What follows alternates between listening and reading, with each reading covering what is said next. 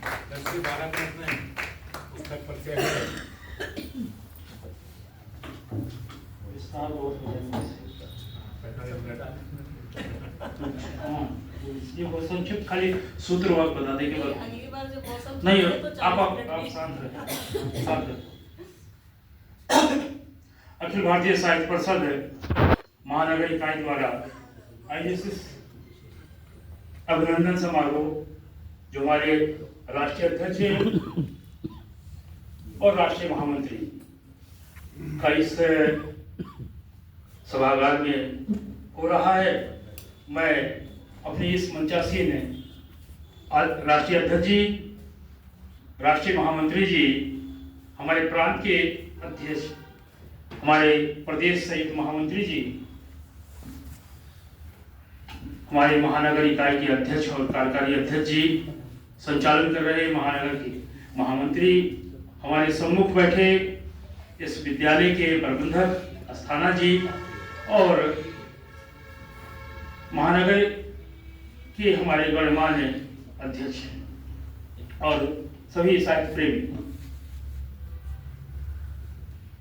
ये संघ साहित्य समग्र चिंतन प्रवाह ये मूल विषय हमारा केंद्र, ये इस केंद्र को लेकर हमारे यहाँ ये कार्य करने की योजना और मुझे लगता है कि आज शताब्दी वर्ष मनाया जा रहा है। अखिल भारतीय साहित्य परिषद ने अपनी बैठक में अप्रैल की बैठक में, मेरे ख्याल से अप्रैल की बैठक में ये निर्णय लिया था कि संघ साहित्य समग्र चिंतन पर हम चर्चा करेंगे पूरे देश भर में। इसकी शुरुआत पंतनगर से प्रारंभ हुई, दिल्ली में भी हुआ, इसका कार्यक्रम हुआ, हैदराबाद में भी हुआ, भाग्यनगर में, लखनऊ में भी हुआ और आज ये स्थान है। मैंने चर्चा किया था पिछले वक्तव्य में कि अपने पंतनगर में कुछ लोगों को बुलाया गया था, उनको विषय दिया गया था। उसी विषय के परिप्रेक्ष्य में ये ऐसी अपनी योजना देखें कि 100 साल जिसका शताब्दी वर्ष मनाया जा रहा है, ऐसे संघ साहित्य बहुत सारी रचनाएं हैं। हम लोगों ने अखिल भारतीय साहित्य परिषद ने एक पुस्तक सूची भी प्रकाशित की। 1560 पुस्तकों की एक सूची है। वो पुस्तक सबको प्राप्त हो सकती है, उसमें है कहाँ से प्रकाशित है, उसका स्थल कहाँ है, उसके माध्यम से प्रकाशित हो। उसका रीमा अधिवेशन में उसका विमोचन भी हुआ था। और ये महती के कार्य बहुत सारे, लगभग 50 से अधिक हमारे संगठन कार्य कर रहे हैं संघ के क्षेत्र में। लेकिन ये पहली बार है कि जो साहित्य के माध्यम से, आप देखें आजादी भी मिली थी देश को तो साहित्यकारों ने की कलम चली थी और इसी संघ साहित्य बहुतों ने बहुत लिखा। अभी बहुत सारे लोग जो हमारे संघ का व्यक्तित्व है कि व्यक्ति निर्माण वही नहीं जान पाते संघ की परंपरा में रहे। तो ये संघ साहित्य के रूप में ये कार्य करने की बात हुई थी और मैंने जो मुझे पुस्तक प्राप्त हुई थी और जो कहा गया था कि भविष्य का भारत संघ का दृष्टिकोण क्या है। ऑलरेडी अपने पूज्य संचालक जी ने 17, 18, 19 सितंबर 2018 को विज्ञान भवन दिल्ली में उनका व्याख्यान माला 3 दिन का चला था। तीनों दिन अलग अलग उनका प्रस्ताव वो था, विषय था। पहले दिन उनके विषय, फिर दूसरे दिन, तीसरे दिन प्रश्नोत्तरी के साथ वो समापन हुआ था। 114 पृष्ठों की पुस्तक है और इसमें समग्र चिंतन की जो संघ का क्या दृष्टिकोण है भारत के लिए, आज भारत की क्या स्थिति है, वो उन्होंने पूरे उस 3 दिन की अपनी व्याख्यान माला की यात्रा में उन्होंने बहुत बृहद रूप से बहुत समझाया। और मुझे लगता है कि इस पुस्तक को सबको पढ़नी चाहिए। अगर संघ को जानना है तो ये पुस्तक, अगर भारत को जानना है तो ये पुस्तक पढ़नी चाहिए। ये ऐसी पुस्तक है। जैसा कि हम सभी जानते हैं कि हमारे यहाँ 1925 में संघ की स्थापना की गई थी और ये सांस्कृतिक संगठन है, ना कि कोई ऐसा डॉक्टर केशव बलराम हेडगेवार जी ने इसकी स्थापना की। और ऐसा उस समय भाव था कि ऐसे भारत का निर्माण करना है जो आत्मनिर्भर बने, जो सांस्कृतिक रूप से समृद्ध हो सके, सामाजिक रूप से समरस और विश्व गुरु के रूप में प्रतिष्ठित हो। वो आज दिखाई दे रहा है। 1925 में उन्होंने सोचा, जो 2025 में ये दिखाई दे रहा है। ये ऐसा भारत है, ये ऐसा स्वरूप है। इसकी प्रस्तावना हमारे सह सरकारवाह मनमोहन वैद्य जी ने लिखी थी।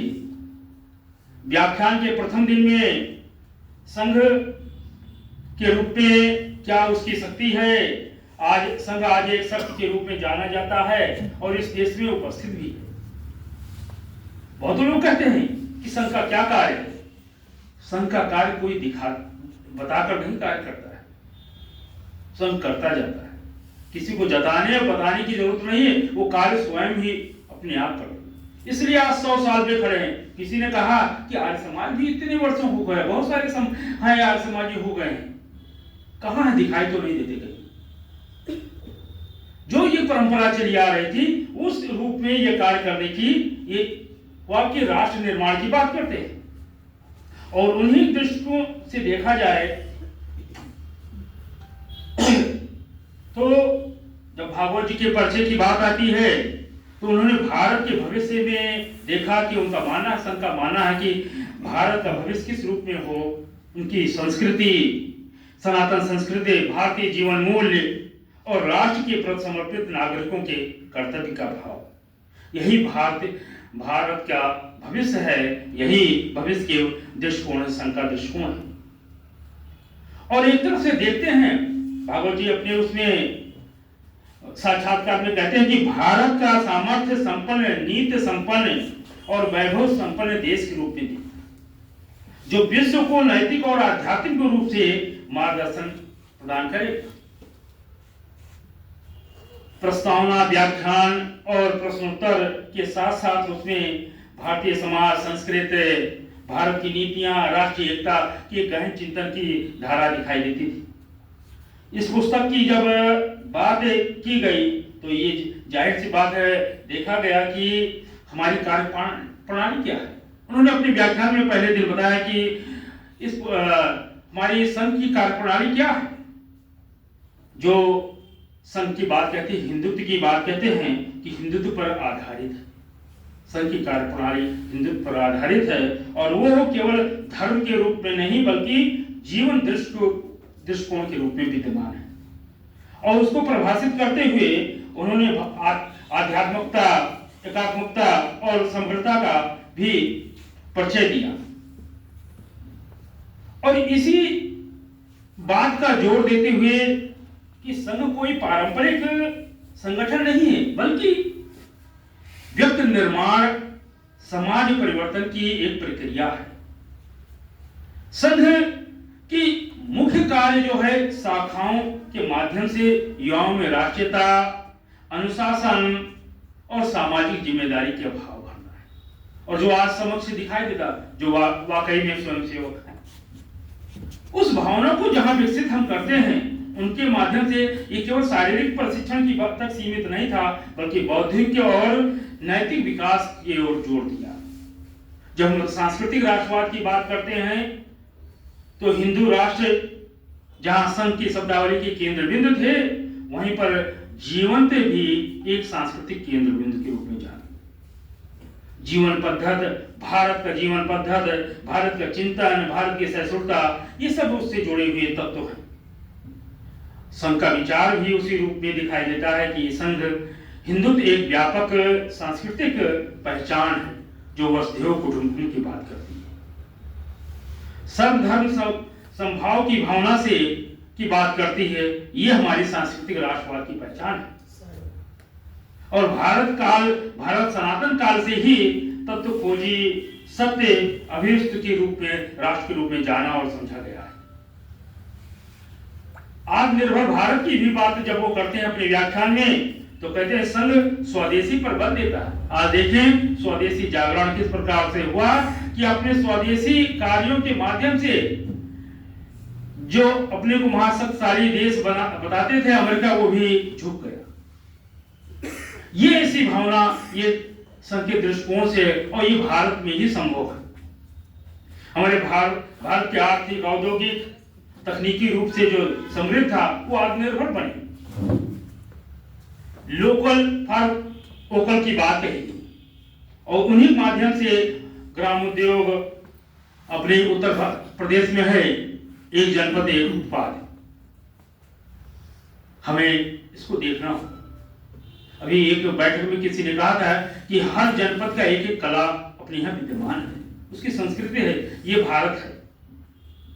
और ध्यान देने की बात कही जाए तो बहुमुखी दृष्टिकोण के माध्यम से कहा जाए तो लगभग 1 लाख युवा जो है स्वदेशी, अपनी स्वावलंबी, आत्मनिर्भर बनकर ये रोजगार के दृष्टिकोण से दिखाई देते हैं हमारे भारत में।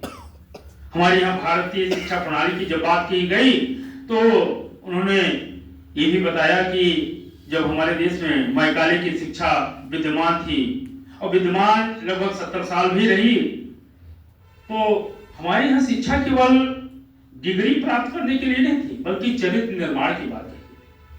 आज ये विद्यालय जो है उसी का स्वरूप है।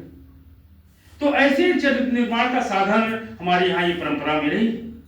संघ जो है गुरुकुल की स्थापना करता था और उस गुरुकुल प्रेरित जो शिक्षा का प्रचार प्रसार किया, जिसमें राष्ट्रभक्त, सेवा, अनुशासन और भारतीय मूल्य स्थापित हो, ऐसा विद्यालय होना चाहिए। और देखने को कहा जाए, जब देखा गया तो स्वयंसेवकों ने देखा कि जब भारत की शिक्षा में कोई परिवर्तन नहीं हुआ भारतीय दृष्टिकोण से, तो 1940 में के दशक में संघ के से प्रेरित शिक्षकों ने भारतीय शिक्षा पद्धति को एक आदर्श के रूप में स्थापित करने के लिए विद्यालय की स्थापना की। और उन विद्यालयों के माध्यम से आज देखें हैं कि धीरे धीरे इन विद्यालयों की संख्या बढ़ती हुई आज आदर्श विद्यालय जो हैं वो राष्ट्रीय स्तर पर हैं। 1978 में विद्या भारती की स्थापना की गई।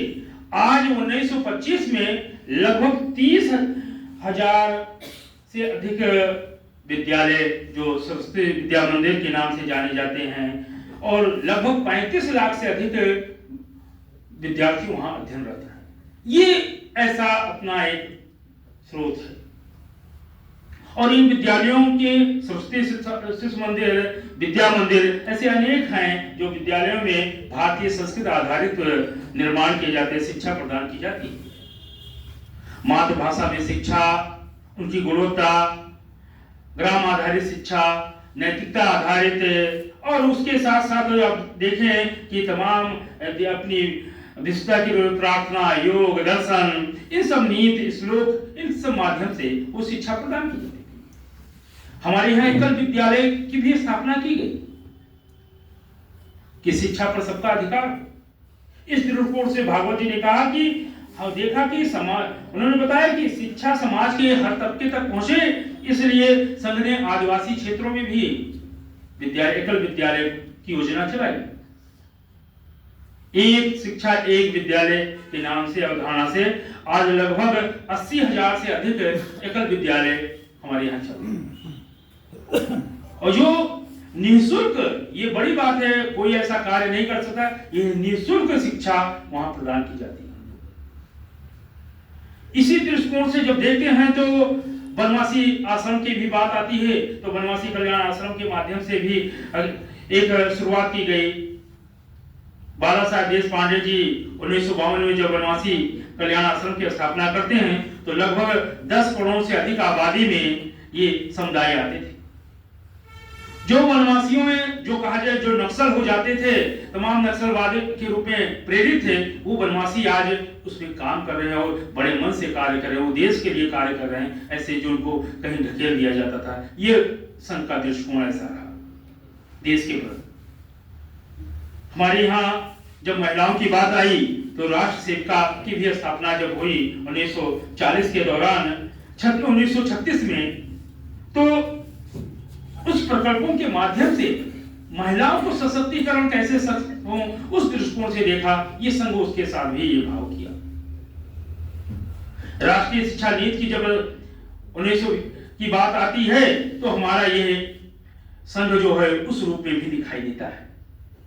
और आगे चलकर जब बातें हैं कि जो हमारी शिक्षा प्रणाली थी तो एनपी इस सब में वो विशेष रूप से दिखाई देती थी। ऐसे सामाजिक समरसता की बात की जाए तो सामाजिक समरसता के माध्यम से अनेक ऐसे कार्य होते रहे कि जो जहां अस्पृश्यता को दूर करने की बात कही गई और अपने तृतीय संचालक बाला साहेब देवरस जी ने कहा यदि जाति व्यवस्था और अस्पृश्यता को समाप्त करना है तो उसमें विश्वास करने वालों का परिवर्तन करना होगा।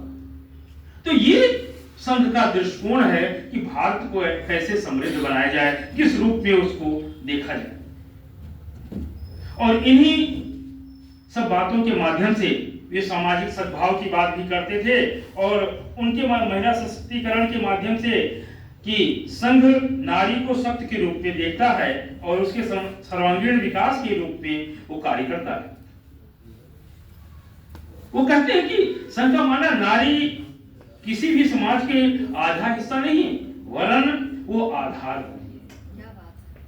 ये ऐसा दृष्टिकोण संघ का अपना रहा और समाज में का उत्कर्ष बिना नारी के संभव नहीं है।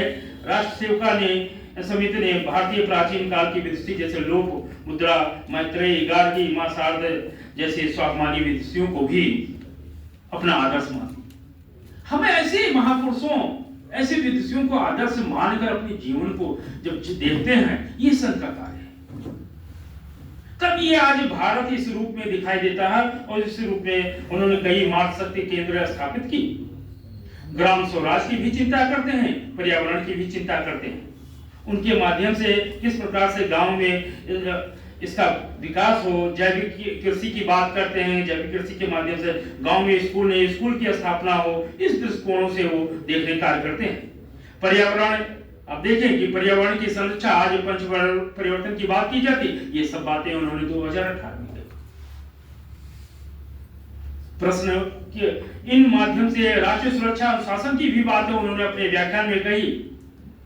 भारत विश्व गुरु बने, इस दृष्टिकोण से उन्होंने कहा कि भारत केवल एक विश्व गुरु बने, एक ऐसा देश जो केवल आर्थिक और सैन्य सत्य ना हो बल्कि सांस्कृतिक, नैतिक और दृष्टि से विश्व को दिशा दे। आज योग, आयुर्वेद, इन सब के माध्यम से देखें, कोरोना काल आया और भारत ने उनको, पूरे देश को, पूरे विश्व को अपनी दवा दी। योग के माध्यम से लोगों ने अपना कार्य किया। इन दृष्टिकोणों से देखें तो बहुत सारे ऐसे कार्य हुए कि, और एक बात है, अभी हम आनुषंगिक नहीं है। पूज्य सरसंघ चालक जी कहते हैं कि संघ का कार्य जो व्यक्ति निर्माण है, विविध संगठन हमारे यहाँ, कोई हम आनुषंगिक के रूप में नहीं, और ये सभी स्वायत्त हैं, स्वतंत्र हैं, स्वावलंबी हैं, बस एक दूसरे से जुड़े हुए। वो है हमारे यहाँ ये परंपरा नहीं, हम संगठन है, हम ना कि कोई संस्था के रूप में कार्य करते हैं। और यही विकास की अवधारणा जो है वो एक अच्छे कार्यों के लिए बढ़ाने कार्य करते हैं। संघ हमेशा अच्छे कार्य के लिए प्रेरित करते हैं। जिज्ञासा और समाधान की जब बात आई थी तो उस प्रश्नोत्तरी में बहुत सारे ऐसे प्रश्न आए कि हिंदुत्व संबंधी की बात की गई। हिंदुत्व सतत चलने वाली एक प्रक्रिया है, कोई आज का नहीं है। जाति व्यवस्था व समरसता, जाहिर सी बात है कि कहा भी जाता है जो बटेगा वो कटेगा, वो आज भी लागू है। हमारे यहाँ यही परंपरा है। हमारे यहाँ जात रहित मत पूछा गया कि कौन किस जात का है। संघ का शिक्षा में भारतीय मूल, भाषा संबंधी, महिलाएं और संघ का दृष्टिकोण, गौरक्षा, मतांतरण, जनसंख्या संबंधी, ऐसे बहुत सारे 370, 377 ऐसे विधेयकों की जब उन्होंने चर्चा किया, प्रश्नोत्तरी हुआ, उन्होंने बड़े बेबाक किया। कुछ लोगों ने प्रश्न किया कि क्या सारा निर्णय आप ही लेते हैं? उनका ना, हमारे सामूहिक निर्णय, तब हम अपनी बात रखते हैं। तो ये संघ है, ऐसा संघ है वो ये भारत को इस दृष्टिकोण से सोचता है कि भारत कैसे समृद्ध हो, वो उसकी परिकल्पना है। और जो 1925 में डॉक्टर साहब ने किया था, ये जो उन्होंने परिकल्पना की थी, वो आज सत्य साबित होती है। यही संघ का दृष्टिकोण है और यही हमारा भारत है। बहुत बहुत धन्यवाद। भारत माता की जय।